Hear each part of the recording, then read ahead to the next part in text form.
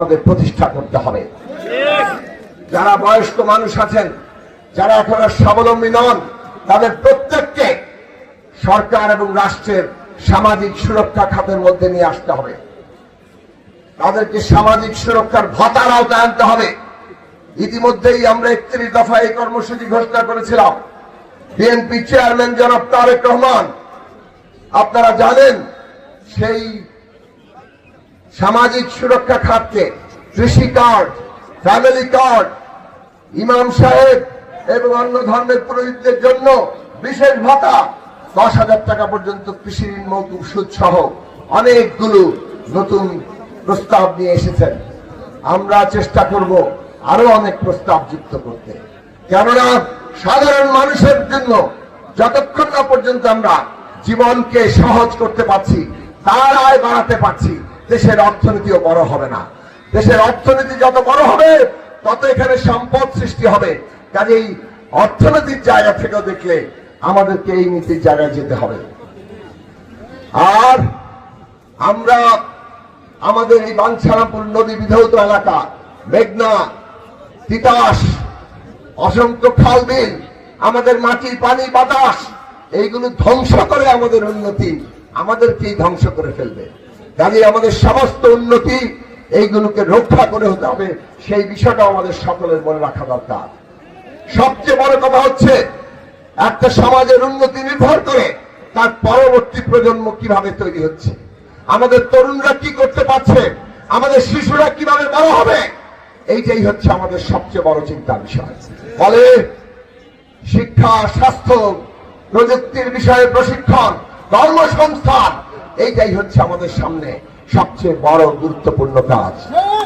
এমন ভাবে আমরা প্রযুক্তির প্রশিক্ষণ এবং সহায়তার ব্যবস্থা করব, যাতে আমাদের তরুণরা দেশে বিদেশে গিয়ে আরো বেশি দক্ষতার সাথে আরো বেশি আয় করে কাজ করতে পারেন।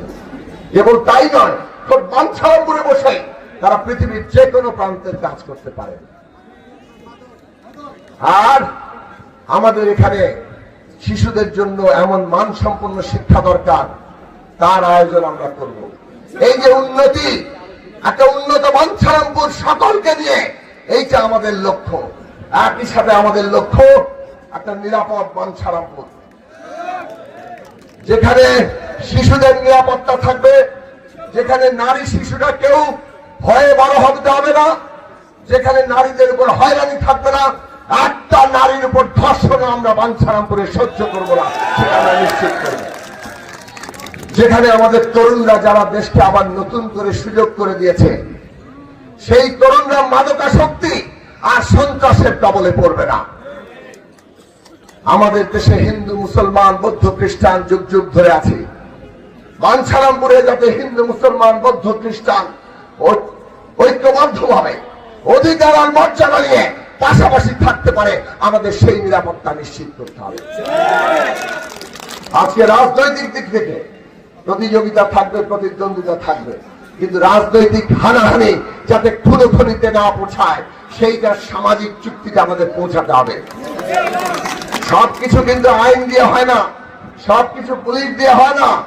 যখন একটা সমাজ একটা জায়গার জন্য প্রস্তুত হয়, তখন অনেক কিছুই আর ওই সমাজে প্রবেশ করতে পারে না, ওই সমাজ থেকে দূর হয়ে যায়। আমাদের প্রয়োজন, এই যে নেতৃত্ব আছেন, সকলকে নিয়ে আমরা এমন একটা ঐক্যবদ্ধ জায়গায় পৌঁছাবো যে বাঞ্ছারামপুরে অনেকগুলো বিষয় আর প্রবেশ করতে পারবে না, সেই রকম একটা নিরাপদ বাঞ্ছারামপুর আমরা করতে চাই। এই উন্নত আর নিরাপদ বাঞ্ছারামপুর গড়ার আমাদের স্বপ্ন, পরিকল্পনা। যদি মাতলা মার্কা বিজয়ী হয় আর যুগপৎ জোট সরকার গঠিত হয়, এগিয়ে যাবে না? তাহলে আপনাদের এখন কাজ কি? মাতলাকে বিজয়ী করা, বিপুল ভোটে বিজয়ী করা। গত 22 তারিখ থেকে গণসংযোগে প্রচারণায় আপনারা অসাধারণ পরিশ্রম করেছেন। এত অল্প সময়ের মধ্যে মাতলা নতুন একটি মার্কা, তাকে সারা বাঞ্ছারামপুরে পরিচিত করে তুলেছেন, ঘরে ঘরে নিয়ে গেছেন। আর 2-3টা দিন আছে। আপনাদের কাছে অনুরোধ, আরেকটু জোর কদম, ডাবল মার্চ, প্রতিটি ঘরে ঘরে যান। যে ঘরে এখনো মাতলার দাওয়াত পৌঁছায় নাই, সেখানে পৌঁছে দেন এবং সবাইকে ঐক্যবদ্ধ করে 12 তারিখ ভোর থেকে আমরা যাতে এই মাতলা মার্কার জন্য পুরো বাঞ্ছারামপুরবাসীকে উৎসাহিত করে ভোট কেন্দ্রে নিয়ে আসতে পারি তার ব্যবস্থা করেন।